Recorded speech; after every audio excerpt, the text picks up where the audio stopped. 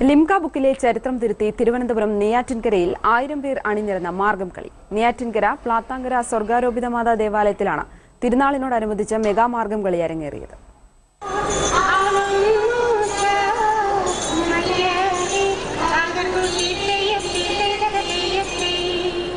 ഏഴു വയസ്സുകാരി സാന്ദ്ര മുതൽ 75-കാരിയായ ലൂയിസ് മുത്തശ്ശി വരെ ഒരേ താളവുമായി 1000 പേർ ഒന്നിച്ചണിനിരുന്നപ്പോൾ അത് ചരിത്രത്തിലേക്കുള്ള ചുവടുവയ്പായി.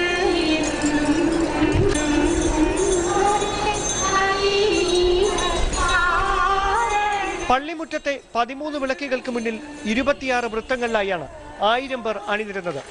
മാസങ്ങൾ നീണ്ട പരിശീലനത്തിന് ശേഷമായിരുന്നു കാണികൾക്ക് കൗതുകമുണർത്തിയ മെഗാ മാർഗംകളി. തോമസ് ലീഹയുടെ ഭാരത പര്യടനം പ്രതിപാദിക്കുന്ന 20 മിനിറ്റ് ദൈർഘ്യമുള്ള പരമ്പരാഗത ഗാനമാണ് തിരഞ്ഞെടുത്തത്.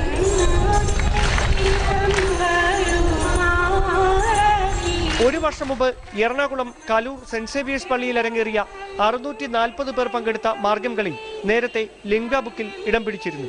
ഈ റെക്കോർഡാണ് വ്ളാത്താങ്കരയിലെ സ്വർഗാരോപിത മാതാ ദേവാലയത്തിലെ 1000 വിശ്വാസികൾ ചേർന്ന് തിരുത്തിക്കുറിച്ചത്.